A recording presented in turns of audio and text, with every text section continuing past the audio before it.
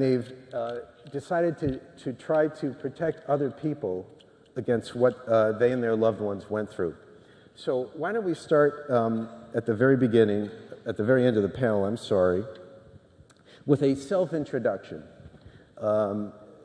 I'd ask each of you to spend just 2 minutes explaining to our audience how you ended up on this panel today. Thank you. My name is Todd Anderson. I arrived here today as a parent of a wonderful young man, Skylar Justice Anderson Coughlin, 17 years old, and up until the point of the tragedy, had done absolutely everything right in his life. Weeks before, we had just toured Yale, Stanford, UC Berkeley. He had plans to work for Apple Computer. He played 5 instruments. He had any number of accomplishments in his lifetime, and absolutely was doing everything right. Was driving on a highway and was driving a vehicle which was under recall, and I had not been notified. And Skylar was rear-ended by a speeding tractor trailer which was carrying U.S. mail, and the vehicle he was driving at the time exploded instantly.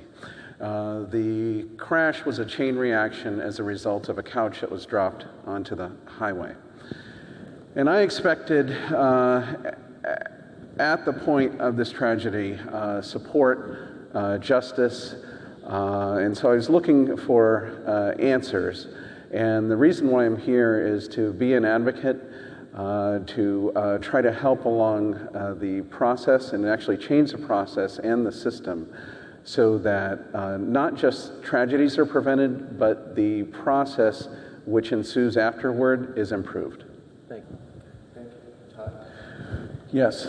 Well, the reason I started was to find out what happened. And what I found was that process in itself was very difficult. So I'm an advocate for transparency, for disclosure, because without that, you cannot have accountability, we can't have prevention, we cannot have justice. What I found was, even 3 years later, still unable to obtain 911 calls, alcohol test, drug test, media of the driver who rear-ended my son. The other part was I learned that the vehicle my son was driving was under recall and had been for a number of months, and owners were not notified. I received a notice about a year after my son passed away. So I am also an advocate for a change in the recall process. In fact, one step that I took was to attend a DOT NHTSA hearing and speak publicly and be permanently on record and make recommendations, which I was heartened to see are actually hopefully being implemented. One example is that during the registration process, a new owner is not made aware by Department of Motor Vehicles, for example, of the vehicles under recall. So even if notices go out, what owners may do is say, well, I don't want to drive this death trap, and then sell the vehicle at a very low price, and then to a new unsuspecting owner, who then goes to Department of Motor Vehicles and has no idea during the registration process. And I agree these cars vehicles should not be on the road at all, but at the very minimum, people who are driving them and owning them should be aware of what's going on here. And so we find that disclosure is really ground zero of any sort of justice or prevention. Yes. Yes, absolutely. It was trying to gain access to information, whether through the police, and then also through any attempted methods were dead ends. Hearings, Freedom of Information Act requests. To be able to access information of what happened was singularly the most frustrating thing afterward, because there are laws on the books. Freedom of Information Act apply, get access to public information, such as 911 calls. The fact that 3 years later one cannot access that, to me, is unconscionable. And so there should be absolute transparency. And actually, it causes further delay in calculating and tabulating the data that goes into a recall process. So if it takes 3 years to access information, that's 3 years that people are dying. I personally have never felt that I wanted to give up. I feel the opposite, very energized, very impassioned about this. I feel a lot of support from family and friends.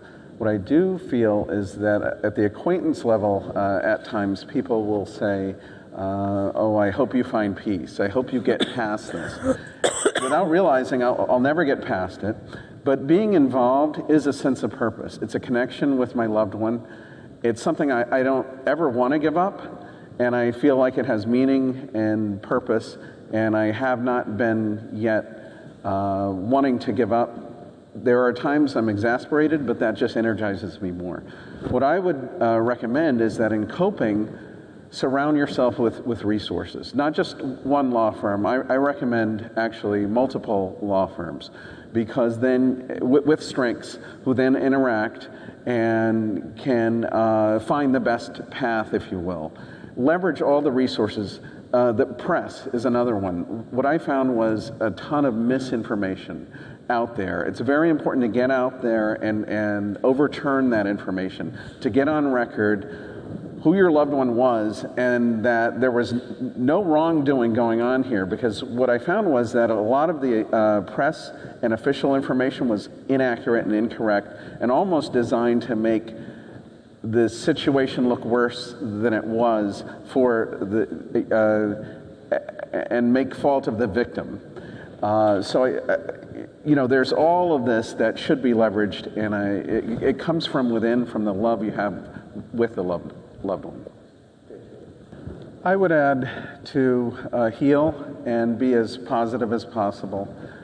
Make and keep and hold and cherish a positive connection with your loved one, and not let your connection be defined by the catastrophe.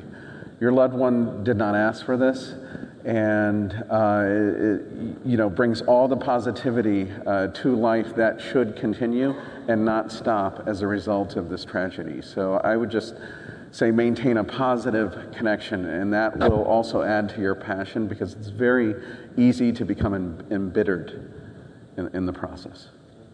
Thank you all again. Thank you.